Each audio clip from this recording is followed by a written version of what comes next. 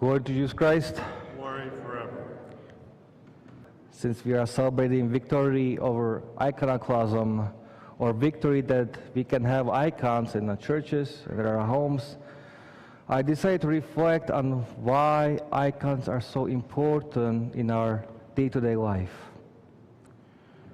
When we read the lives of contemporary saints and elders, sometimes in the book there is a picture of a saint sitting on his bed, and he is surrounded by icons. Sometimes so many icons that they overlap each other. It's literally wall of saints. It's a beautiful thing to see, and in a way it should be an encouragement for us to create the same atmosphere at our households. We cannot take icons just as pieces of art that hang on our walls and collect dust. We have to take these images very seriously. Each icon is a window to heaven. Each saint that is depicted in them can intercede for us and pray with us in our need. So these contemporary saints and the elders built their icon corner in order to have their holy friends always around them. And we should do the same. We will always imitate those who we are around. If we are around bad people, we will eventually maybe not become bad, but for sure we will become numb to good things.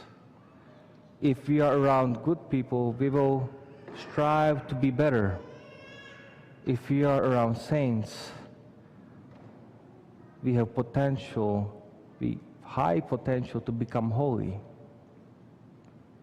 Hence, I want to stress the importance of the icon corner or icon wall in our households. You heard me say this all the time last year. What we bring from our households, from our prayer corners, that's how our Sunday Divine Liturgy or Feast Day experience will be. If we attend to our prayer life and spend time in front of our prayer corner, in front of all these saints, even if we don't want to, the Sunday or the feast day will be very fruitful for us and very spiritual for us. If you don't tend to our prayers, then Sunday can become just a show or a play that we attend with very little meaning. Icon corners or icon walls should be the center of our life. It is a place where we start and where we finish our day.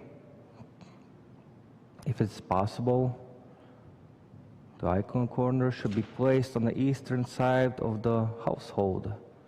And this is to replicate how we pray in church and how our church is built, facing east. And we rise with prayers with the sun.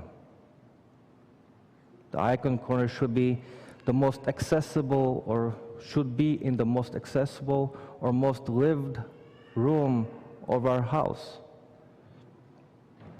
In our rectory, thank God, we have an extra room, so we converted the whole room into a prayer room. And that's where we go as a family, and then also do our private prayers.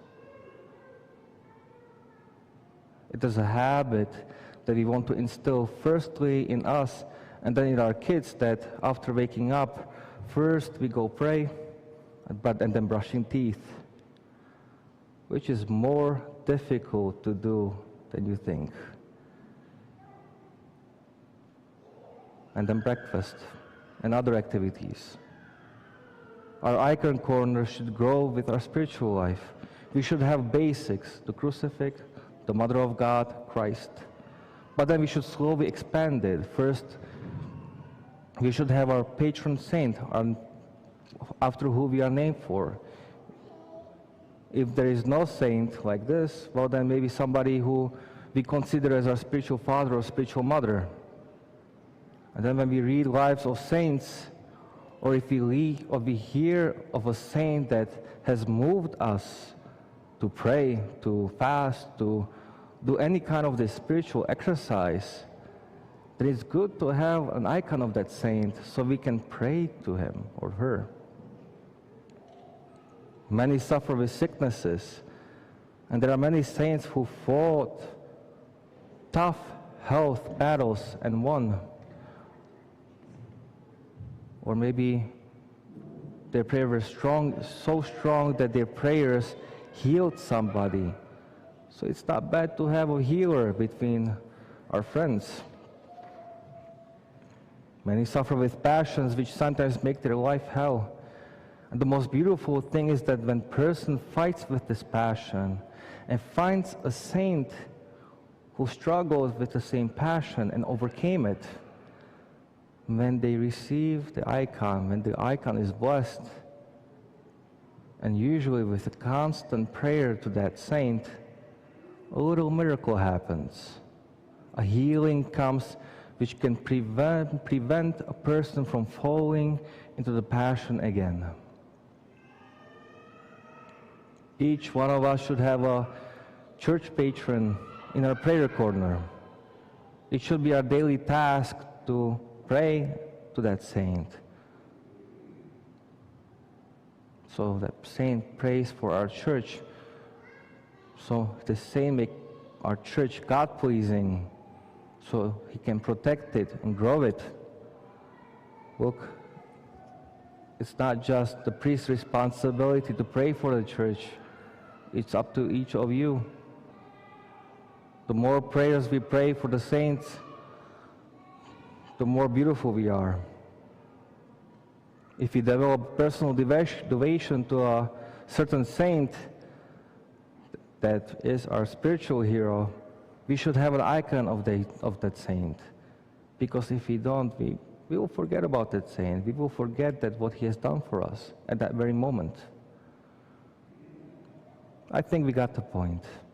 Icons are windows to heaven, and each saint can help us grow towards holiness if we want.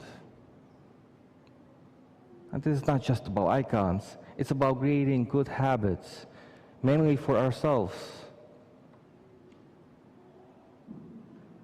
No theological discussion is as powerful as a day-to-day example of parents and godparents praying and saying their prayers in front of the icons. Because of our actions, we practically show our children what is the most important thing in our life. When we decide to grow up in spiritual life, it's like spreading a napkin on a table and picking it up in the middle. See, we are the highest point. We struggle the most, but everybody around us grows, even if they don't want to. They're stuck growing with you. It's a beautiful thing. And you see their lives change along with yours. Icon corner should be the central focus of every Christian household. What we bring from home, from our prayer corners, will be multiplied here on Sundays and feast days. So, many saints and martyrs died to protect the icons, so we can win, so they won over the iconoclasts. It's a beautiful gift that they have left us. So let us try to imitate these saints, martyrs, and contemporary elders, so we too can grow in friendship with the holy saints at our households. Glory to Jesus Christ.